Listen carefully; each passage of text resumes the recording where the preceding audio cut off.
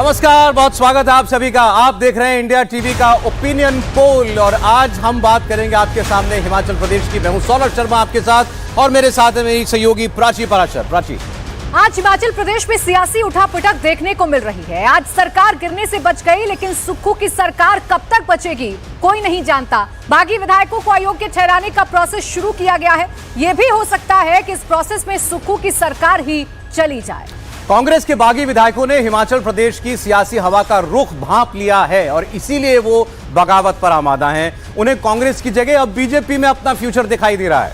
हिमाचल प्रदेश का opinion poll क्या कहता है? हिमाचल की 4 लोकसभा सीटों पर आज वोट पड़ जाएं तो क्या होगा, ये हम आपको दिखाने वाले हैं। तो कुछ ही देर में आप भी देखेंगे कि अगर आज चुनाव हो गए तो 68 असेंबली कॉन्स्टिट्यूएंसी में किस पार्टी को कितनी सीटों पर लीड मिलेगी। हिमाचल प्रदेश में कांग्रेस 2019 के लोकसभा चुनाव में 0 पर थी। 2023 के विधानसभा चुनाव में उसने यहां पर 40 सीटें जीती थी और सुखविंदर सुक्खू मुख्यमंत्री बने, उनकी सरकार बनी। लेकिन पिछले 24 घंटों में हालात पूरी तरीके से बदल गए हैं। सुखविंदर सुक्खू की सरकार अल्पमत में आ गई है क्या? आज हम इस पर बात करेंगे। आज हालात ये हो गए कि बजट पास कराने के लिए बीजेपी के 15 विधायकों को सदन से सस्पेंड कराना पड़ा, क्योंकि अगर वोटिंग आज हो जाती और बागियों ने विरोध में वोट डाला होता तो सुखविंदर सुक्खू की सरकार आज ही गिर जाती। अब कांग्रेस के बागी विधायक फिर से पंचकुला पहुंच गए हैं, उनका अपडेट भी आपको बताएंगे। लेकिन पहले हिमाचल प्रदेश की 4 लोकसभा सीटों का क्या है हाल, आइए आपको बता देते हैं। हमारे साथ मेहमान भी जुड़ेंगे आज के इस ओपिनियन पोल में, उनसे भी हम आपको मिलवा दें। सबसे पहले परिचय आपका हम करा देते हैं। शिवम त्यागी जी हमारे साथ भारतीय जनता पार्टी से हैं। शिवम, बहुत स्वागत है आपका।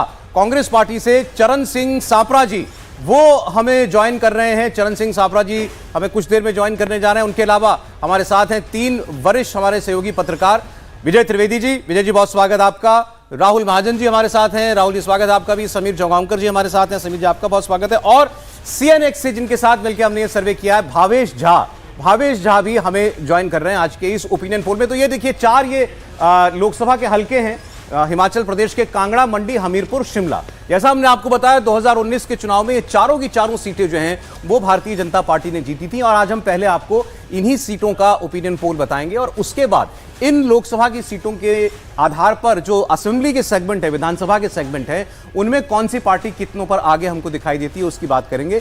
एक परिवर्तन केवल हुआ और वो ये कि जो मंडी से सांसद बीजेपी के रामस्वरूप शर्मा, उनका निधन हो गया था और उनके निधन के बाद यहां पर उपचुनाव कराया गया और यह सीट कांग्रेस पार्टी ने जीत ली थी। प्रतिभा सिंह जो कि इस वक्त कांग्रेस पार्टी की प्रदेश अध्यक्ष है हिमाचल में, उन्होंने मंडी की ये सीट जीती थी। लेकिन यही मंडी अब जो है एक तरीके का सेंटर बना हुआ है, क्योंकि मुख्यमंत्री जो है वो यहां के आते हैं, पूर्व मुख्यमंत्री यहां से हैं और एक बड़ा असंतोष जो कांग्रेस के विधायकों के अंदर पनपा है वो इसी बात पर पनपा है कि बाकी सारे हलकों को एक तरीके से सुखविंदर सुक्खू ने पूरी तरीके से इग्नोर कर दिया था। अब इनका सर्वे एक एक करके शुरू करें। प्राची, बिल्कुल, देखिए आइए सबसे पहले बात कांगड़ा की कर देते हैं। कांगड़ा की अगर बात करें तो 2019 में ये सीट भारतीय जनता पार्टी के खाते में गई थी और इस बार भी ये सीट बीजेपी के खाते में ही जाएगी। अगर आप सिर्फ कांगड़ा की बात कर रहे हैं तो कांगड़ा में देखिए 17 विधानसभा सीटें हैं और जो पिछले चुनाव हुए विधानसभा के 5 सीटें भारतीय जनता पार्टी सिर्फ जीत पाई थी और 12 पर कांग्रेस का हाथ मजबूत हुआ था, यानी 12 सीटें इस जिले की कांग्रेस के खाते में गई थी। यानी कांगड़ा में कांग्रेस मजबूत थी। लेकिन अब जो नजर आ रहा है, अब ये नजर आ रहा है कि कांग्रेस यहां पर पिछड़ रही है और भारतीय जनता पार्टी का जो कमल है वो कांगड़ा में खिल सकता है। ये छोटा प्रदेश है हिमाचल प्रदेश, लेकिन एक एक सीट की कीमत आप जानते ही हैं और यहां की चारों सीटें जीतना ये भारतीय जनता पार्टी का लक्ष्य होगा। लेकिन चूंकि कांग्रेस की सरकार और विधानसभा में कांग्रेस को बढ़त मिली, इसलिए कांग्रेस को भी उम्मीद कर रही होगी कम से कम एक सीट तो वो बचा पाए। लेकिन क्या ऐसा होता हुआ दिखाई दे रहा है? तो अब उसी सीट की बात कर लेते हैं जो उपचुनाव में कांग्रेस पार्टी ने जीती थी। मंडी की सीट की बात कर लेते हैं। रामस्वरूप शर्मा बीजेपी के सांसद चुने, 19 में निधन हो गया। उनका सीट का मार्जिन बहुत ज्यादा था, 4,05,000 सीटों से जीते थे। आज के माहौल में यह सीट फिर एक बार भारतीय जनता पार्टी जीतती हुई हमको दिखाई दे रही है। ओपिनियन पोल कहता है कि मंडी एक बार फिर बीजेपी के साथ जा सकती है। यहां से मौजूदा सांसद प्रतिभा सिंह हैं जो कांग्रेस की प्रदेश अध्यक्ष हैं। 2021 के उपचुनाव में सिर्फ 8,766 वोटों से प्रतिभा सिंह जीती थी। मतलब कि यहां पर तब भी दबदबा भारतीय जनता पार्टी का कम नहीं हुआ था। लेकिन वीरभद्र सिंह पूर्व मुख्यमंत्री और प्रतिभा सिंह तीनों 3-3 बार यहां से सांसद रह चुके हैं और मंडी लोकसभा क्षेत्र की में 6 जिलों की 17 विधानसभा सीटें आती हैं जिन पर बीजेपी 12 पर आगे थी और 5 सीट पर कांग्रेस पार्टी आगे चल रही थी। तो यह दूसरी सीट है जो बीजेपी के पास जाती दिख रही है। बिल्कुल, अब बात हमीरपुर की कर लेते हैं। हमीरपुर वो लोकसभा सीट है जहां से मौजूदा मुख्यमंत्री आते हैं, यानी कि सुक्खू आते हैं, जिनकी कुर्सी पर इस वक्त संकट के बादल आपको नजर आएंगे। संकट के बादल अभी इस वक्त छाए हुए हैं सुक्खू की कुर्सी पर। यह सीट 2019 में भारतीय जनता पार्टी ने जीती थी और इस बार भी बीजेपी ही इस सीट को जीत सकती है, यानी कि अगर आज चुनाव होते हैं तो हमीरपुर में बीजेपी का ही कमल खिलेगा। इसमें भी 17 विधानसभा सीटें हैं, 10 पर कांग्रेस जीती थी, 5 सीटें भारतीय जनता पार्टी के खाते में गई थी और 2 निर्दलीय के खाते में गई थी। हमीरपुर सीट के बारे में आपको यह जरूर बता दें कि इसी जिले से सबसे ज्यादा बागी विधायक हैं जिन्होंने कांग्रेस को परेशान करके रखा है। 5 बागी विधायक यहीं से हैं जो फिलहाल कांग्रेस से नाराजगी जाहिर कर चुके हैं, सुक्खू से नाराजगी जाहिर कर चुके हैं और उन्हीं की वजह से यह कहा जा रहा है कि सुक्खू सरकार फिलहाल खतरे में है। चौथी सीट शिमला की सीट है, राजधानी शिमला। बीजेपी के सुरेंद्र कश्यप यहां से सांसद हैं। ओपिनियन पोल कहता है कि यह सीट एक बार फिर भारतीय जनता पार्टी जीत सकती है, जो 19 में चुनाव में उसने 3,27,000 वोटों के मार्जिन से जीती थी। 2009 से लगातार जीतती आ रही है शिमला भारतीय जनता पार्टी और उससे पहले कभी नहीं जीतती थी। सुरेंद्र कश्यप और उनके बाद वीरेंद्र कश्यप यहां से चुन करके आए और 66% वोट शिमला की सीट पर उनको बीजेपी को मिला था और एक बार फिर यहां से भारतीय जनता पार्टी जीत सकती है। तो हमारा और सीएनएक्स का, इंडिया टीवी सीएनएक्स का ओपिनियन पोल ये प्रेडिक्ट कर रहा है कि ये चारों सीटें हिमाचल प्रदेश की लोकसभा चुनाव अगर आज हो जाए तो भारतीय जनता पार्टी जीत सकती है। इसमें बहुत हैरानी आपको नहीं होगी क्योंकि ऐसा ही 14 और ऐसा ही 19 में हुआ था। तो ये ओपिनियन पोल का नतीजा ये है कि ये सीटें एक बार फिर भारतीय जनता पार्टी को मिल सकती हैं। आइए मेहमानों के पास हम चलते हैं और अब असेंबली सेगमेंट के आधार पर, विधानसभा क्षेत्रों के आधार पर किस पार्टी को कितनी लीड मिलती दिख रही है, इस पर हम लोग पहले बाद में बात करेंगे। पहले तो जो हिमाचल में हड़कंप मचा है उसकी चर्चा हम कर लेते हैं। आपने प्रियंका गांधी वाड्रा का आज सुबह का एक्स पर पोस्ट देखा होगा, शिवम त्यागी जी, और वो ये कह रही हैं कि अगर 25 सीटों वाली पार्टी आंखें दिखा रही है 43 विधायकों वाली पार्टी को, तो इसका मतलब साफ है आप खरीद फरोख्त से यहां पर सरकार को डगमगाना चाहते हैं। इल्जाम सीधा आप पर है। देखिए, मुझे लगता है कि अपनी जिम्मेदारियों से कैसे भागा जाता है इस परिवार से बेहतर कोई जानता नहीं। मैं छोटी सी आपको 10 सेकंड में एक कहानी सुनाता हूं। जंगल में मिलकर सभी जानवरों ने जो है अपना नेता चुन लिया बंदर को। जब जंगल में परेशानी आई, विपत्ति आन पड़ी, तो विपत्ति आने पर लोग सारे इकट्ठे होकर जितने भी जानवर थे वो गए उसके पास कि भाई हमारी मदद करो। उसने एक डाल से दूसरी डाल पे, दूसरी डाल से तीसरी डाल पे, तीसरी डाल से चौथी डाल पर सुबह से लेकर शाम तक यही करता रहा। लोगों ने पूछा ये क्या कर रहे हैं, हमारी मदद तो कीजिए। कहता मदद का मुझे पता नहीं, लेकिन मेरी मेहनत में कोई कमी हो तो बताना।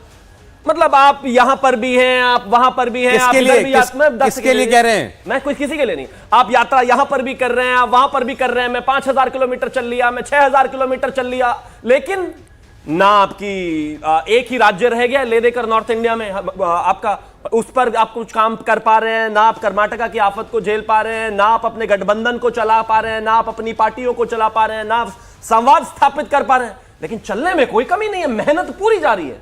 अगर एक राज्य में सीएम आपका, पुलिस आपकी, लोग आपके, पूरी पार्टी आपकी, कैडर आपका, बावजूद आपके इन तमाम चीजों के बाद भी आपको अगर एक्स पर लिखना पड़ रहा है तो समझ आता है कि कितनी ज्यादा संवादहीनता है। तो इतनी मेहनत तो आप भी कर रहे हैं ना, यही तो आरोप आप पर लग रहा है कि आपका भी पूरा फोकस इसी बात पर है कि कांग्रेस की सरकारों को कैसे गिराना है और इसके लिए आप साम दाम दंड भेद किसी का भी इस्तेमाल कर सकते हैं। तो आप क्या चाहते हैं प्राची जी, हम भी पार्टियों के कार्यकर्ता समेत बैंकॉक चले जाए घूमने? ऐसा नहीं हो सकता भाई। हम तो कहते हैं हम काम कर रहे हैं और हम ऐसे ही काम करते रहेंगे। सामने वाले को अगर हमसे जीतना है तो अपनी मेहनत, अपनी ताकत बढ़ानी पड़ेगी, जनता के बीच में रहना पड़ेगा। ठीक है। आप सिर्फ और सिर्फ मेहनत करके दिखाते रहे, घूमते रहे, चक्कर काटते रहे, एक डाल से दूसरी डाल पर जाते रहे, उससे नहीं होगा।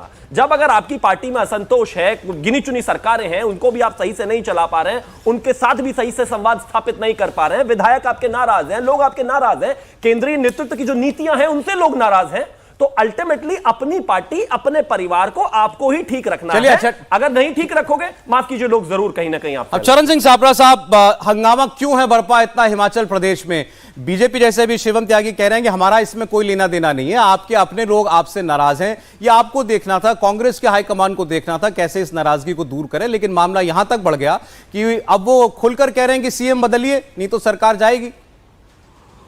देखिए, बीजेपी कभी चोर कहता है क्या मैंने चोरी नहीं की है, मैंने चोरी की है करके कभी कहता है क्या चोर? देखिए, बेईमानी की इंतहा हो गई है। अब सारी दुनिया ने देख लिया कि चंडीगढ़ में किस तरह से इन्होंने मेयर के चुनाव के समय नंगा नाच, वहां पर लोकतंत्र का वस्त्रहरण जो हुआ, उसी तरह की बात और उसी तरह का काम ये यहाँ भी करना चाहते हैं।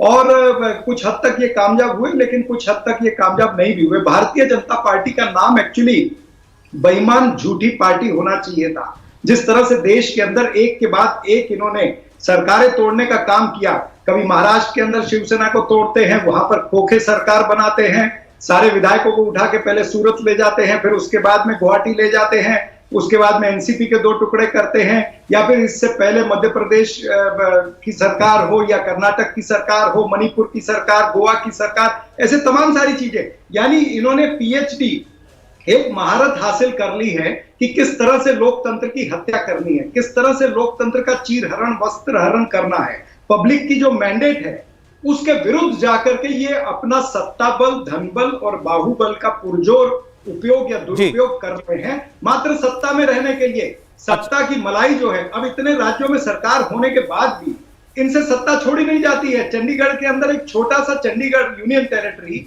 जहां पर मेयर के चुनाव के अंदर नंगा नाच हुआ, किस तरह से वो वोट कैंसिल हुई, फिर सुप्रीम कोर्ट को इंटरफियर करना पड़ा और सुप्रीम सापरा साहब वो दुनिया ने देखा। देखिए ये तो ये कह रहे हैं कि हमको जहां पर मौका दिखाई देगा कि यहां पर आप कमजोर पड़ रहे हैं या इनको चांस मिल सकता है तो कह रहे हम तो प्रयास करेंगे, तो आपको देखना है कि हम अपना घर कैसे बचाते हैं। अब जो प्रियंका गांधी वाड्रा ने लिखा एक्स पर कि ये अगर बीजेपी कर रही है तो इसका मतलब ये खरीद फरोख्त कर रही है, तो मैं तो आपसे सीधे पूछना चाहता हूं क्या इसका मतलब आप ये कहना चाहते हैं कि वो 6 विधायक जिन्होंने कल बगावत किया, जिन्होंने बीजेपी के लिए वोट कर दिया, वो बिक गए हैं क्या? आज विक्रमादित्य जो विधायक भी हैं और मंत्री भी हैं कैबिनेट में, उन्होंने कहा मैं पार्टी नहीं छोड़ूंगा लेकिन मैं मंत्री पद से इस्तीफा दे रहा हूं, वो बिक गए हैं क्या?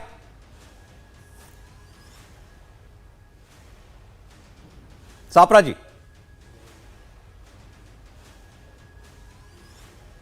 आवाज मिल रही है सापरा जी आपको? अरे वो हमारे साथ वेब लिंक से जुड़े हुए। सापरा साहब आवाज मिली हो तो प्लीज बताइएगा मुझे। हाँ, क्या पूछा, फिर से पूछिए। मैं तो ये कह रहा हूं कि अगर प्रियंका गांधी ये कह रही हैं कि बीजेपी खरीद फरोख्त कर रही है, तो जो कल 6 विधायक बीजेपी के पक्ष में वोट कर रहे थे वो बिके हुए मान रहे हैं आप? आज विक्रमादित्य जो कैबिनेट मंत्री हैं, पूर्व मुख्यमंत्री के बेटे, उन्होंने इस्तीफा दे दिया, क्या वो बिक गए हैं?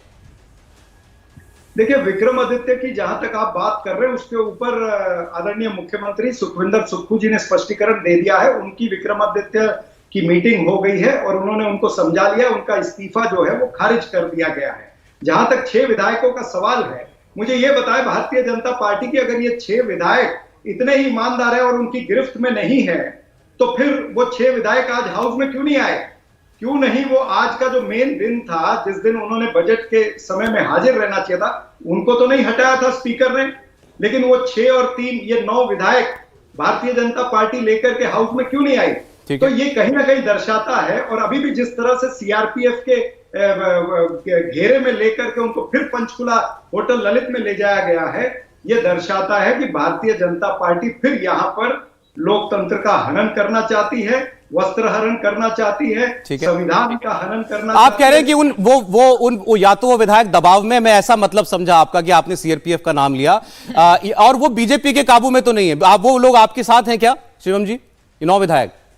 देखिए आज क्यों नहीं आया हाउस में? देखिए मैं तो नहीं जानता, क्योंकि जाहिर है कहीं ना कहीं रेजिग्नेशन अभी होकर मुझे लगता है 24 घंटे भी नहीं बीते, अभी से ही गरियाना चालू कर दिया अपने ही विधायकों को। कल तक तो इन्हीं के थे, बहुत एफिशिएंट थे, बहुत ईमानदार थे, आज उन्हीं की ईमानदारी पर शक करते हुए कहते हैं कि अगर इतने ही ईमानदार थे तो आए क्यों नहीं? भैया कल तक आप ही के साथ कुर्सी लगाकर बैठते थे, बात करके पूछ लेना चाहिए था। विषय साफ है, अपने घर में अगर परेशानी है तो पड़ोसी से शुरू करके पूरे शहर और पूरे प्रदेश और पूरे देश में कमियां गिनवानी है, लेकिन एक बार अंदर झांक कर नहीं देखना कि भाई इतना इनकॉम्पिटेंट लीडरशिप लेकर आप बैठे हैं जिसके साथ कोई खुश नहीं है। जब ज्योतिरादित्य सिंधिया जी इधर आए कहते नहीं नहीं उनको लालच था राज्यसभा का, जब जितिन प्रसाद जी इधर आए उनको लालच था, मिलिंद देवरा जी छोड़कर चले गए उनको लालच था। अरे इस दुनिया में सारे सबको ही लालच है, सिर्फ आपको ही नहीं है। और ये कहते सत्ता के लिए ये सब कर रहे हैं, क्यों? आप किस लिए कर रहे हो भाई? आप कौन सा एनजीओ चलाते हो? आप भी वही कर रहे हो। हम भी वोट के लिए काम कर रहे हैं, हम भी जनता की सेवा इसलिए कर रहे हैं ताकि हमें और वोट मिल सके, हम भी जनता के बीच में रहकर काम करना चाहते हैं और आप भी वही करना चाहते हो। लेकिन अप्रोच का फर्क सिर्फ इतना सा है कि आपको इंट्रोस्पेक्शन नहीं करनी है, आपकी आपस की लीडरशिप में जितनी भी तमाम परेशानियां हैं उनको नहीं दिखाना है। आपके जो ऊपर से फरमान जाते हैं नीचे राज्यों के लोग नहीं मानने को तैयार है। जब तक पोल के बारे में बात करेंगे, जो पोल हुआ है प्राची, 4 सीटें भाजपा जीत सकती है। 4 सीटों के बारे में बात करते हैं। सापरा साहब लौटेंगे आपके पास, आप जवाब दीजिएगा शिवम त्यागी जी की इन बातों का। लेकिन राहुल जी, जिस तरीके का क्लीन स्वीप हमें नजर आ रहा है, क्या यही लहर है जिसकी वजह से 90 दिन ठीक चुनाव से पहले हिमाचल में इतनी उथल पुथल मची हुई है कि क्या होगा सरकार का, यह भी कुछ कह पाना अभी असंभव सा नजर आ रहा है? दो अलग अलग पहलू में इसे देखता हूं। जहां तक उथल पुथल का सवाल है तो ये बात साफ है कि कांग्रेस वहां मुश्किल में है और वहां पर मुख्यमंत्री का बदलाव जो है वो हो सकता है। वहां पर सुक्खू की जगह कोई और जो है मुख्यमंत्री हो सकता है, वो कांग्रेस देगी। लेकिन जहां तक इन सीटों का सवाल है, मेरे हिसाब से जो मंडी की सीट है और हमीरपुर की सीट है, मैं ये मानता हूं कि श्योर शॉट जो है बीजेपी जो है जीतेगी। हमीरपुर में अनुराग सिंह ठाकुर जो है वो 4 बार पहले चुनाव जीत चुके हैं। और दूसरा ये भी है, देखिए सर बस एक अपडेट मैं दे दूं, हिमाचल में कांग्रेस पार्टी की अहम बैठक शुरू हो गई है और जो ऑब्जर्वर बनाए गए हैं आज इस पूरे घटनाक्रम को देखते हुए, senior leader DK Shiv Kumar और भूपेंद्र हुड्डा वो बैठक में पहुंच चुके हैं। तो हिमाचल में कांग्रेस की बैठक शुरू, जिसमें सुखविंदर सुक्खू के भविष्य का फैसला हो सकता है। खबरें हमारे पास जो है वो ये है कि इन लोगों को फ्री हैंड दिया गया है कांग्रेस की टॉप लीडरशिप की तरफ से। कुछ भी हो जाए, सरकार गिरनी नहीं चाहिए, चाहे आपको मुख्यमंत्री बदलना पड़े, सुक्खू को बदलना पड़े, कोई ऐतराज उससे नहीं है, सरकार बचनी चाहिए किसी भी शर्त पर। भूपेंद्र हुड्डा देखिए वहां पर पहुंच चुके हैं, अगर कुछ कह रहे हैं, अगर कुछ कहा है तो उन्होंने आपको सुनवाएंगे। अरे केवल तस्वीर है हमारे पास, भूपेंद्र हुड्डा जब वहां पर पहुंचे। जी बोलिए। तो हमीरपुर का जो इलाका है ये ऐसा इलाका है जहां पर देखिए सीएम सुक्खू का इलाका है माना जाता है। दूसरा ये मुकेश अग्निहोत्री का इलाका है, खुद बीजेपी अध्यक्ष जो हैं नड्डा जी उनका इलाका है। तो ये बड़ा इंपॉर्टेंट जगह है और यहाँ पर मुझे लगता है कि यहाँ चुनाव जो है बीजेपी आसानी से जीतेगी। और मंडी में क्योंकि जो विधानसभा का जब चुनाव हुआ था और पूरी कांग्रेस की लहर थी, तब भी वहाँ पर जो बीजेपी है उसने मैक्सिमम सीट्स अगर देखें इन चारों में से, तो मैक्सिमम सीट्स जो है वो मंडी में जीती थी।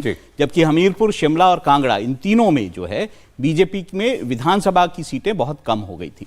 तो मेरा मानना है कि ये इस तरह का वो है। दूसरा, जहां तक शिमला का सवाल है, शिमला जो है वो कांग्रेस का वैसे गढ़ रहा है। देखिए अब बीजेपी वहां पे है, लेकिन लगातार जीत बीजेपी रही है। देखिए वो ऐसा नहीं है, मैं 4 साल पीछे चले जाऊंगा तो वो अलग हो जाएगा, 4 चुनाव पीछे चले जाऊंगा तो डिफरेंट हो जाएगा। तो ये मैं मानता हूं कि शिमला कांग्रेस का गढ़ रहा है। लेकिन वहां पर भी देखिए वहां से 4 जो विधायक हैं वो इस वक्त जो सरकार में मंत्री हैं, विक्रमादित्य समेत, तो 4 विधायक वहां से मंत्री हैं। कांग्रेस का मतलब प्रभाव भी उस जगह पे दिखाई देता है। अगर मैं विधानसभा की भी बात करूंगा तो 13 सीटें जो है वो विधानसभा में कांग्रेस के पास थी, केवल 3 सीटें बीजेपी के पास थी। तो मुझे लगता है जो मैंने आपको कहा कि मंडी और हमीरपुर बहुत ही शोर शॉट है। और कांग्रेस, जहां तक कांगड़ा और शिमला का सवाल है, इसमें आपको बीजेपी और कांग्रेस के बीच में फाइट दिखाई देगी। फाइट हो सकती है यहाँ पर। अच्छा, हम भावेश के पास हम जाना चाहते हैं। देखिए हमने लोकसभा का ओपिनियन पोल जो है वो आपको दिखाया। भावेश, समझना आपसे ये है कि क्या लोकसभा की तरह आपके पोल में कहीं कोई बदलता हुआ सेंटिमेंट विधानसभा को लेकर के भी दिखाई दिया? भाई अभी 1.25 साल पहले तो वहां पर फुल मेजॉरिटी की कांग्रेस की सरकार बनी है, लेकिन वो माइंड भी जनता का सरकार को लेकर के स्थानीय सरकार को लेकर के शिफ्ट हो रहा है क्या?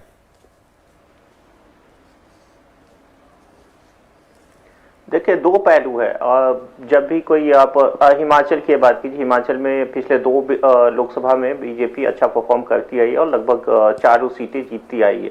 इस बार का माहौल यह है कि कांग्रेस वहां पे जो 1.25 साल से जब भी सरकार में थी, कांग्रेस के ऊपर इतना ज्यादा द्वंद है कि लोग वहां पे मेरे ख्याल से बहुत ज्यादा त्रस्त हैं, जिसके वजह से आप देखेंगे, आप इसको आगे जब हम पोल दिखाएंगे तो जब इसको कन्वर्ट करेंगे असेंबली में, तो आप देखेंगे कि लगभग एक तरह का बहुत ही नाराजगी दिख रहे, एमएलए के खिलाफ भी दिख रही। जैसे अभी राहुल जी शिमला की बात करें कि शिमला में कांग्रेस का परफॉर्मेंस बहुत ही अच्छा था पिछले असेंबली में, और शिमला बहुत स्ट्रांग होल्ड रहा है कांग्रेस का, इसमें कोई डाउट नहीं है। लेकिन ताजुब की बात यह है कि शिमला में जितने भी टूर ऑपरेटर है, जितने भी वहां पे, देखिए शिमला एक बहुत बड़ी टूरिस्ट प्लेस है इंडिया का, हम सभी लोग जानते हैं। लोगों को क्या चाहिए? लोगों को चाहिए सरकार की तरफ से जो वहां पे जो विशेषता है उसको प्रमोट करिए। जहां पे शिमला जिस तरह का डेस्टिनेशन है वहां पे उस तरह का काम नहीं हो रहा है, तो एक स्टेट गवर्नमेंट के खिलाफ भी नाराजगी है। दूसरे जो जहां पे जिस तरह का कॉम्बिनेशन है हिमाचल में, जैसे एक वहां से बहुत ज्यादा सैनिक आते हैं, ओपीएस की बात जरूर कांग्रेस करती है, लेकिन मुझे लग नहीं रहा कि बहुत ज्यादा उस तरह का वहां पे इम्पैक्ट पड़ा, जिसकी वजह से लोग उससे खुश होकर कांग्रेस की तरफ नहीं। लेकिन अब जैसे कांग्रेस पार्टी अग्निवीर योजना का मुद्दा उठाती है, तो इस योजना को लेकर के आपको बीजेपी के लिए कोई नाराजगी नहीं दिखाई दी वहां लोगों में?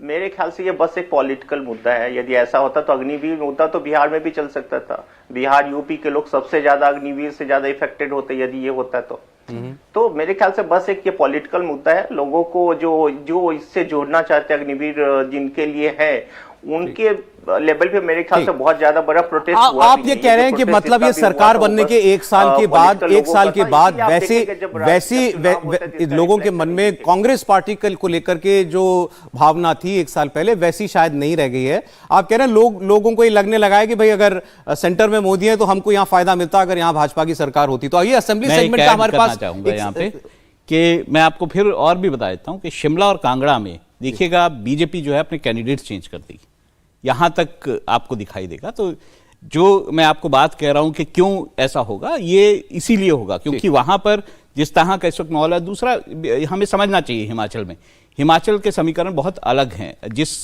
जिसकी जो विधान मतलब जिसकी राज्य में सरकार होती है, ज्यादातर आप देखेंगे उस पार्टी का जो है वो लोकसभा में भी कैंडिडेट जीतता है। प्राची, तो देखिए, अब हम बात कर रहे हैं लोकसभा चुनावों की, लेकिन सबसे ज्यादा उथल पुथल इस वक्त विधानसभा के अंदर मची हुई है। आपको यह बताते हैं आइए कि अगर आज लोकसभा के चुनाव होते हैं और चारों सीटों पर भारतीय जनता पार्टी अगर कमल खिलाने में कामयाब हो रही है तो इसका विधानसभाओं पर क्या असर पड़ेगा? जो 68 विधानसभा की सीटें हैं उस पर क्या असर पड़ेगा, आइए आपको जल्दी से बता देते हैं। देखिए, जो आंकड़ा बता रहा है वो ये बता रहा है कि 41 विधानसभा की सीटें हैं जहां भारतीय जनता पार्टी को लीड मिल सकती है और 27 ऐसी सीटें हैं विधानसभा की जहां कांग्रेस पार्टी को लीड मिल सकती है। यानी लोकसभा में जो कुछ हो रहा है, लोकसभा की जो लहर आप देख रहे हैं इन चारों सीटों पर, उस लहर का असर विधानसभाओं में भी पड़ता हुआ नजर आ रहा है। चाहे फिर आप कांगड़ा की 17 विधानसभा की बात करिए, मंडी की 17 विधानसभा की बात करिए, हमीरपुर और शिमला की बात करिए। अभी जो 1.25 साल पहले चुनाव हुआ उसमें यह आंकड़ा बिल्कुल उल्टा था। कांग्रेस 40 सीटें जीती थी और 25 सीटें भारतीय जनता पार्टी के खाते में आई थी। लेकिन अभी जो हवा बदल रही है और जिस हवा का जिक्र कम से कम इस ओपिनियन पोल में हो रहा है, उस हवा का असर विधानसभा में भी नजर आ रहा है, असेंबली में भी नजर आ रहा है। क्या ऐसी ही तस्वीर विजय जी देखने को हमें हिमाचल में मिलेगी? वो इलाके जहां पर विधानसभा में भारतीय जनता पार्टी बहुत अच्छा नहीं कर पाई थी पिछले चुनावों में, खासकर हमीरपुर का जिक्र करूं, वहां भी बीजेपी आगे निकल रही है और वहीं पे सबसे ज्यादा कमजोर मुख्यमंत्री सुक्खू नजर आ रहे हैं। 5-5 बागी वहां से निकल रहे हैं। जी प्राची, बड़ा अच्छा सर्वे आप कर रहे हैं और बहुत ठीक लग रहा है। लेकिन मैं पहले बात करता हूं, जो अभी डेवलपमेंट हुआ हिमाचल में, जो ज्योतिरादित्य सिंधिया साहब ने इस्तीफा दिया, सॉरी माफ कीजिए, क्या नाम है आजकल उनका यहाँ पर ज्योतिरादित्य सिंधिया का? विक्रमादित्य जी। विक्रमादित्य तो जो मध्य प्रदेश के बजाय हिमाचल प्रदेश के ज्योतिरादित्य सिंधिया यानी विक्रमादित्य सिंह साहब ने जो इस्तीफा दिया है, उससे पूरी की पूरी कांग्रेस की जो लीडरशिप का फेल्योर है ना, वो सामने आया। हम इलेक्शन पर बाद में जाएंगे। पहले ये फिर बताइए, आप लीडरशिप कहते हैं तो आपका मतलब किससे है? लीडर तो सेंटर में होते हैं ना, जो दिल्ली में बैठे हुए हैं। तो वो खड़गे साहब हैं कि राहुल गांधी हैं? आप किसको लीडर मानते हैं? आपसे पूछा, आपने कहा कांग्रेस की लीडरशिप साहब पर ज्यादा सवाल है। बता सकते हैं। वो कौन है? हिमाचल में हिमाचल के बारे में बात करेंगे तो प्रियंका गांधी जी की बात भी कर लेते। मैं सेंट्रल लीडरशिप की बात कर रहा हूं। तो वो, और ये पहली बार नहीं हुआ सौरभ साहब, आप राजस्थान देखिए, मध्य प्रदेश देखिए, वहां पर ये घटना हुई थी। ज्योतिरादित्य सिंधिया साहब जिस तरह से नाराज थे, सचिन पायलट साहब नाराज थे, उस क्रम में आज आप हिमाचल में पहुंच गए जहां कांग्रेस को सरकार मिली। दो बातें समझिए, एक तो 2019 में हिमाचल में भारतीय जनता पार्टी को सबसे ज़्यादा वोट परसेंटेज मिला था, करीब 69 होगा, शायद भावेश उसको करेक्ट कर सकते होंगे। सबसे ज़्यादा vote percentage Bharatiya Janata party को चारों सीटों पर मिला। दूसरा, हिमाचल में जब विधानसभा हारी तो 1% का वोट मार्जिन था और मैं वहाँ पर उस चुनाव को देखा था और मैंने कहा कि वहाँ पर भारतीय जनता पार्टी से हारी थी। ठीक। कांग्रेस ने उस तरह से उसको जीत नहीं दिलाई थी, बराबर था। जैसे आज हुआ है हिमाचल में, वो भारतीय जनता पार्टी का कम कांग्रेस ने कांग्रेस को हराया है आज की तारीख में जो हुआ। अब जब आपके लीडर को नहीं पता हो, जो रात को डिनर आपके साथ कर रहे हो, जो सुबह ब्रेकफास्ट आपके साथ कर रहे हो, मैं इसकी चर्चा कर रहा था तो ये समझ आई बात कि जब हर्ष महाजन साहब, जो भारतीय जनता पार्टी 25 एमएलए के साथ राज्यसभा में एक भी सीट नहीं जीत सकती, अपना कैंडिडेट खड़ा कर दे, कांग्रेस लीडरशिप के कान तो उसी दिन खड़े हो जाने चाहिए। क्योंकि 25 सीटें और 40 सीट, ये हिंदुस्तान के इतिहास में राज्यसभा चुनाव में कभी नहीं होगा कि बहुमत से भी 5 सीटें ज़्यादा हो और उनका कैंडिडेट हार जाए। हर्ष महाजन के खड़े होते ही ये समझ में आ गया था कि वहाँ पर गड़बड़ हो सकती है, क्रॉस वही तो प्रियंका गांधी वाड्रा कह रही है कि आपने खरीद फरोख्त करी है। नहीं तो ये तो कांग्रेस को रोकना था ना, खरीद फरोख्त की होगी, शिवम जी तो एक्सपर्ट लोग हैं। लेकिन बात यह है कि आप रोक रहे थे क्या आपने वो एक्सरसाइज की कि अपने एमएलएज को साथ रखे? अभी अभिषेक मनु सिंघवी साहब का कल मैं देख रहा था, बड़ा दुखी हुआ, मेरे राजस्थान से ही हैं वो भी, कि उन्होंने कहा कि प्रस्तावक भी बदल गए, जिन्होंने प्रस्ताव किया था उनके साइन पर वो लोग भी उनके साथ कुछ तो हुआ ना सर, मतलब कागज जमा होने के बाद से लेकर वोटिंग के बीच में कुछ तो हुआ ना, तो किसी ने तो अप्रोच किया ना उन इसका विधायकों मतलब को। आपने उन घर को, अपने घर को नहीं संभाला, अपने घर को नहीं देखा। इसलिए जनता का जो वोटिंग है उसको बाद में देखिए, पहले आप अपना घर ठीक कर पा रहे हैं कि नहीं कर पा रहे। और जहां तक हमारे बात हुई कि कांगड़ा की और शिमला की, वो तो ठीक है बात, ठीक है, वो तो बहुत अच्छे से समझते हैं, लेकिन मंडी की बात मैं कर रहा हूं, क्या मंडी में जो मौजूदा सांसद हैं वो कांग्रेस की कैंडिडेट रहेंगी कि नहीं रहेंगी, ये महत्वपूर्ण सवाल है।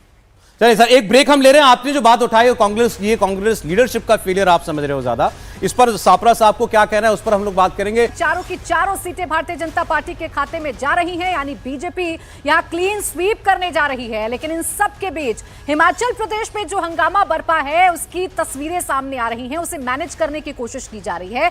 शाम 6 बजे हिमाचल कांग्रेस की अहम बैठक, कांग्रेस विधायकों के साथ पर्यवेक्षकों की मीटिंग होगी।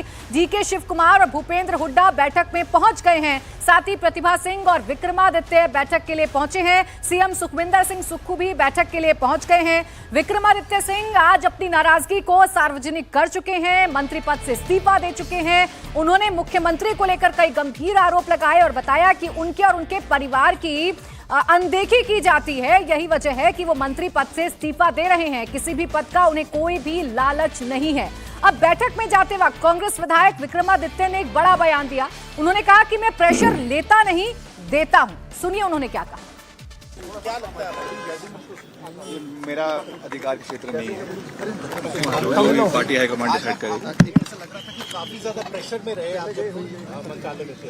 नहीं, मैं प्रेशर में नहीं रहता, मैं प्रेशर देता हूँ। ये यंग लीडर हैं, उनका बात करने का भी अपना अलग अंदाज है। उन्होंने यही और कहा भी उन्होंने आज दिन में कि मैं जैसी राजनीति करता हूं मैं वैसी राजनीति करूंगा, मैं दबने वाला किसी से नहीं हूं। सापरा साहब के पास जाना चाहेंगे। विक्रमादित्य कह रहे हैं कि मैं प्रेशर लेता नहीं हूं, प्रेशर देता हूं। मीटिंग शुरू हो गई, आपके ऑब्जर्वर्स वहां पर पहुंच गए। सापरा साहब, भरोसा है सुलझा लेंगे संकट? निश्चित रूप से इस संकट को सुलझा लिया जाएगा, क्योंकि दोनों नेता जो वहां पर पहुंचे हैं, ये एको निकलवा दीजिए जी, ठीक करें। आदरणीय हुड्डा साहब पहुंचे हैं और डीके शिव कुमार जी पहुंचे हैं। दोनों ही बहुत ही सीजन्ड और बहुत ही सीनियर हमारे राजनेता हैं। और हुड्डा साहब ने तो हरियाणा में जो लगभग हिमाचल से थोड़ा बड़ा है, लेकिन वहां भी इस तरह की उतल पुतल वाली राजनीति होती रही है और डीके शिव कुमार जी ने भी ये सारी चीजें देखी हैं, हैंडल करी है। मुझे लगता है कि हमारे सभी विधायकों के साथ बैठ करके वो बातचीत करेंगे और इसके बाद में निश्चित रूप से हल निकाला जाएगा, जो पार्टी के हित में होगा और जो राज्य के हित में होगा। क्योंकि जनता का जो मैंडेट हमको मिला था, यानी 40 सीटें हमको मिली थी और 25 बीजेपी को मिली थी, यानी क्लियर कट एक मैंडेट कांग्रेस पार्टी को वहां की जनता ने दिया था और उस हिसाब से सुखविंदर सिंह सुक्खू ने काम भी किया है। आते ही ओल्ड पेंशन स्कीम जो है उसको लागू कर दिया। उन्होंने जो युवाओं के लिए रोजगार की स्कीम थी, राजीव गांधी योजना जो ई टैक्सी की योजना थी, उसमें 680 करोड़ का बजटरी प्रोविजन करके उस स्कीम को लागू कर दिया। महिलाओं को जो 1,500 रुपए देने का वादा उन्होंने किया था, उसका फर्स्ट फेज लाहौल स्पीति से उन्होंने चालू कर दिया। तो हमारी सरकार ने पिछले 1.5 साल में, यानी वहां पर इतना बड़ा, वहां पर आपदा भी आई, बारिश हुई, वहां पर बहुत सारी चीजें नष्ट हुई, केंद्र सरकार ने कोई मदद नहीं की, लेकिन राज्य सरकार ने अपने तौर पर 4,500 करोड़ का जो वहां पर एक पैकेज बनाया था उसको लागू करने का प्रयास। सर, अब जनता कितना आप अभी भी उनके साथ है, ये तो चुनाव में पता चलेगा जब जाएंगे। वो 1.5 साल में हम जनता के वादे, लेकिन आपके अपने लोगों के बीच में अनपॉपुलर हो गए चीफ मिनिस्टर, ये तो अब दिखती बात है ना, इससे तो इनकार आप भी नहीं कर सकते। भाई विधायकों की मांग ही है कि हमारा सीएम हटाओ, हमको कोई दूसरा सीएम चाहिए। अपने लोगों को साथ नहीं लेकर के चल पा रहे। कुछ जोड़ना चाह रहे थे समीर जी इसमें आप? देखिए, मैं उत्तर देता हूं। अच्छा ठीक है, बोलिए आप। सापरा जी आप बोलिए। मैं उत्तर दे दूं? देखिए, हमारी पार्टी के अंदर इंटरनल डेमोक्रेसी है। अगर इस तरह की कोई बातें हुई है तो निश्चित रूप से आज की जो बैठक है उस बैठक के अंदर उसका मंथन होगा और मंथन के बाद में निष्कर्ष निकलेगा। जो निष्कर्ष हमारे जो 2 ऑब्जर्वर सीनियर नेता वहां पर गए हैं, पार्टी आला कमान को बताएंगे, उसके ऊपर उसके अनुसार आगे निर्णय होगा। ज्यादातर विधायक जो चाहेंगे वही पार्टी हमेशा कहते हैं कि हमारी डेमोक्रेसी का नतीजा है। बिल्कुल, बोलिए। मेरा कहना है कि कांग्रेस ने 2 ऑब्जर्वर भेजे हैं, भूपेंद्र हुड्डा जी को भेजा है और डीके शिव कुमार को भेजा है, वो दोनों ऐसे ऑब्जर्वर है जो दोनों अपने अपने राज्यों में परेशान रहे। आज देखिए डीके शिव कुमार की सिंपैथी मुझे लग रहा है प्रतिभा सिंह के साथ होगी। डीके शिव कुमार भी कर्नाटका के प्रदेश अध्यक्ष से सरकार बनी तो सिद्धारमैया को मुख्यमंत्री बना दिया। उस समय मुख्यमंत्री बनने के लिए डीके शिव कुमार और सिद्धारमैया में कैसी उठापटक कुछ दिन चली थी सबको पता है। हरियाणा के अंदर भी आप देखिए भूपेंद्र हुड्डा किस तरीके से रणदीप सुरजेवाला और कुमारी शैलजा से परेशान रहे, बाद में उन्हें अध्यक्ष बनाया गया। वहां के स्थानीय राजनीति में कैसे परेशान रहे केंद्रीय नेतृत्व से। तो मुझे लग रहा है दोनों पर्यवेक्षक भेजे गए वो दोनों अपने अपने प्रदेश में स्थानीय नेताओं से परेशान रहे और डीके शिव कुमार तो इस बात को बहुत बड़ी तरीके से लेकिन उनको मैंडेट क्लियर है ना समीर जी की सरकार बचाओ कैसे भी, अब वो ये ब्रीफ लेकर के चले। नहीं बिल्कुल ये तय है कि सरकार बचाना है। मुझे लग रहा है कि विधायक इस बात पर जरूर मान जाएंगे अगर मुख्यमंत्री बदला जाता है, लेकिन देखना होगा कि सुखविंदर सिंह सक्कू किस बात पर तैयार होते हैं। क्या वो प्रतिभा सिंह को मुख्यमंत्री बनने के लिए तैयार होते हैं? क्या वो विक्रमादित्य के मुख्यमंत्री बनने के नाम पर सहमत होते हैं? क्या वो विक्रमादित्य या प्रतिभा सिंह जिसका जिक्र करती है मुख्यमंत्री बनाने के लिए उसके नाम पे सुक्खू कांग्रेस फिलहाल डैमेज कंट्रोल तो कर रही है, कांग्रेस डैमेज कंट्रोल तो कर रही है और पूरी पूरी कोशिश है कि उत्तर भारत में एक स्टेट में अगर उनकी सरकार है तो वो सरकार बरकरार रहे, वो सरकार ऐसे ही रहे, उस पर संकट के बादल ना छाएं। अब शिवम जी हो गया प्राची तो सरकार फिलहाल तो बजट 15 लोग सस्पेंड किए तब पास हुआ बीजेपी के। नहीं लेकिन पास हो गया ना, कानूनी तौर पे बजट पास हो गया तो ये सरकार सुरक्षित है। और अभी आप फिलहाल के लिए सुरक्षित है। नो कॉन्फिडेंस मोशन भी नहीं ला सकते विधानसभा को। अब तो ये देखना है कि शिवम जी की पार्टी कितना जोर लगा रही है। मुझे वही मैं शिवम जी से पूछना चाह रही हूँ कि तो इंटरनल डेमोक्रेसी है और इस इंटरनल डेमोक्रेसी का आप क्यों फायदा उठाने पर तुले हुए हैं? दूसरे के घर के झगड़े में आप क्यों अपना फायदा ढूंढ रहे हैं? देखिए आने वाले समय में चाहे वो कांग्रेस हो और अन्य दल हो, जनता इनको वोट ही देना छोड़ देगी। उसका एक सबसे बड़ा कारण ये रहेगा कि जिनसे अपनी पार्टी नहीं चलती उनको वोट देकर करना क्या है।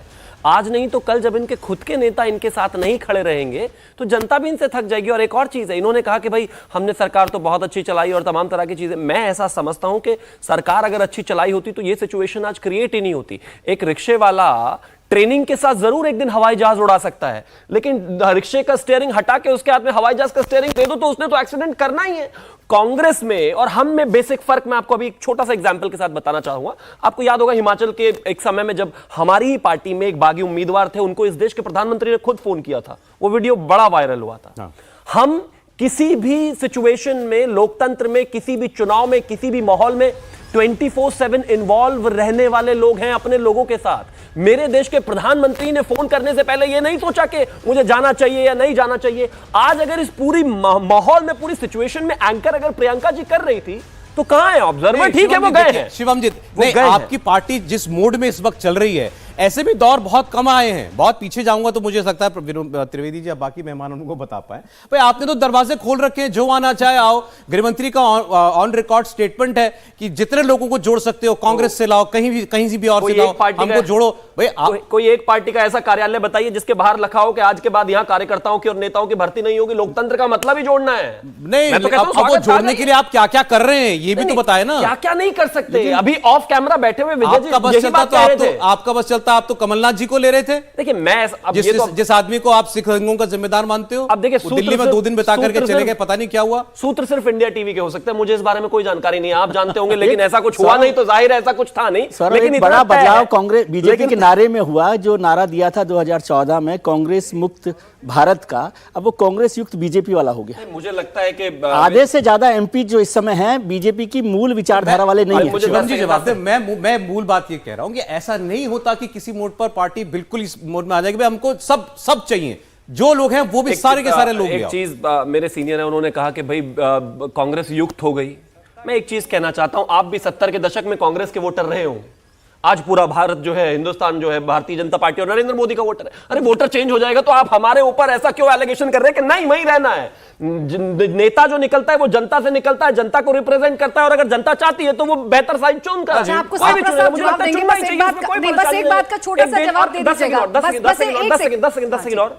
देश में राष्ट्रीय सरकारों में भारतीय जनता पार्टी और जनसंघ के फाउंडर लोग भी रहे हैं। एक ही सरकार चले, इस हिसाब से देखा जाए तो पार्टी एक थी। मैं मानता हूं ये बातें नहीं होनी चाहिए। अगर जनता को अधिकार है तो जनता का रिप्रेजेंटेटिव को भी अधिकार है और बेहतर साइड चुननी ही चाहिए। मैं तो कहता हूं सब मोदी जी की तरफ आइए। ठीक, बस एक सवाल का जवाब जीवन में। नहीं, एक सवाल का जवाब दे दीजिए। अभी भी आपकी उम्मीदें कायम हैं? आप अभी दावा कर रहे थे, आपके जो नए नवेले राज्यसभा के सांसद हैं वो भी दावा कर रहे थे कि 1 महीने में सरकार गिर जाएगी, 1 दिन की सरकार मेहमान है, 10 दिन की सरकार मेहमान है। अब तो सब कुछ कुछ मैनेज होता दिखता है, ऐसा तो नहीं हवा बदलने की कोशिश उल्टा पड़ेगी। मैं एक ही चीज कहना चाहता हूं कि भस्मासुर को भस्म करने के लिए किसी बाहर वाले की आवश्यकता है ही नहीं।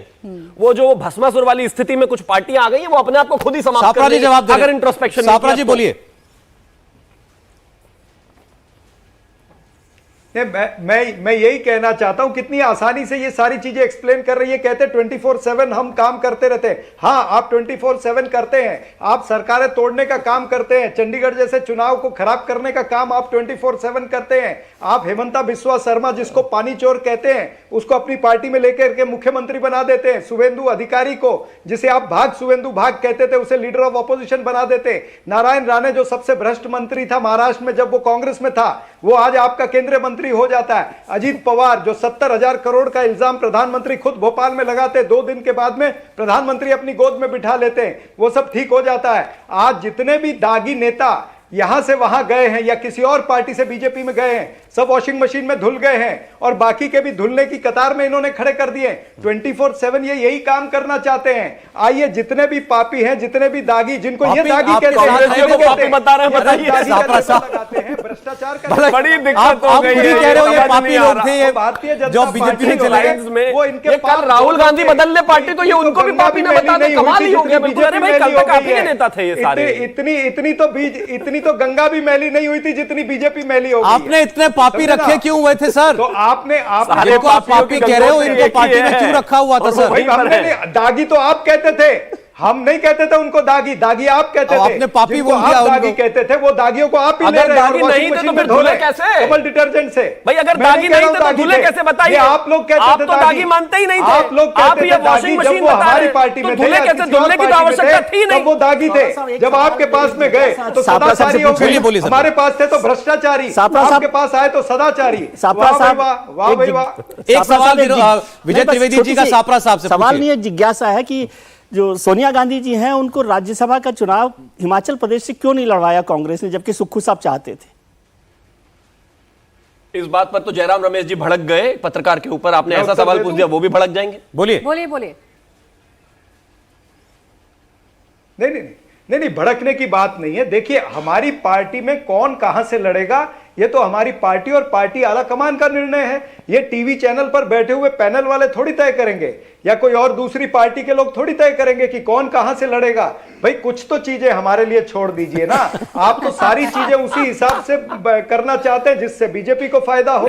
तो कृपया करके ये मत करिए। नहीं, लोग आप अपनी हार को लेकर नहीं, पत्रकार महोदय यही कहना चाह रहे हैं कि आप अपनी हार को लेकर इतने आश्वस्त थे। नहीं, ये तो आज आपकी हालत ऐसी होने वाली है, इसलिए सोनिया जी को हिमाचल भेजा ही नहीं। कह रहे हैं ना, ये आप आज कह रहे हैं, लेकिन हम ये कहते हैं कि ये निर्णय जो है कांग्रेस पार्टी का निर्णय ना। भाई आप कौन होते ये कहने नहीं, सहमत वहां से लड़ाइए, बिल्कुल ठीक। अब किसको कहां से लड़ाना है, मैं सहमत हूं, पूछ के हम तय करेंगे। मैं सहमत हूं, अरे छोड़िए, सब आकलन करके कांग्रेस पार्टी ने फैसला किया। मैं सवाल नहीं कर रहा था, मैं तो जिज्ञासा थी कि भाई कोई कारण रहा होगा कि हटाया गया। वो जानते थे हारे। मैं जिज्ञासा की बस सवाल पूछ रहा था। अच्छा, चलिए ठीक है। अब एक हम लोग हिमाचल से आगे बढ़े, बिहार पर मुझे बढ़ना है, लेकिन राहुल जी बड़ी देर से जो है हिमाचल की खबर उठा रहे हैं। क्या होने जा रहा है सर? मीटिंग शुरू हो गई शिमला में कांग्रेस। मेरे ख्याल से वहां पे मुख्यमंत्री जो है उनका बदलाव होगा, उसके अलावा कोई चारा अब कांग्रेस के पास है नहीं। बचा लेंगे, जिस तरह से मुझे लगता है सरकार बच जाएगी। सरकार मुझे नहीं लगता है, और ना ही मुझे ऐसा लगता है कि बीजेपी इस मूड में है कि वहां पे सरकार गिराए। क्योंकि देखिए, दूसरा बीजेपी को ये दुख नहीं होना चाहिए, उन्होंने 6 विधायक तोड़े, उन्होंने 15 निकाल दिए, तो राजनीति तो दोनों तरफ से हो रही है। तो राजनीति जैसे हो रही है वो देखने वाली बात है हिमाचल में। लेकिन ये बात साफ है कि हिमाचल में मुझे नहीं लगता बीजेपी इस वक्त ये ब्लेम अपने ऊपर लेगी कि उसने कोई सरकार गिराई, क्योंकि लोकसभा का चुनाव भी आने वाला है। ऐसे में कोई इमेज इस तरह की या इस चलिए सर, ये तो अब डेवलपिंग सिचुएशन है, थोड़ी देर में हमको पता चल जाएगा वहां क्या हुआ शिमला के अंदर, वो आपको दिखाएंगे सबसे पहले इंडिया टीवी पर। और बहुत शुक्रिया चरण सिंह सापरा जी का, शिवम त्यागी जी का जोड़ने के हमारे साथ। बहुत धन्यवाद आप दोनों का। अब बढ़ रहे हैं बिहार पर, तो आइए अब देखते हैं इंडिया टीवी CNX का बिहार का ओपिनियन पोल।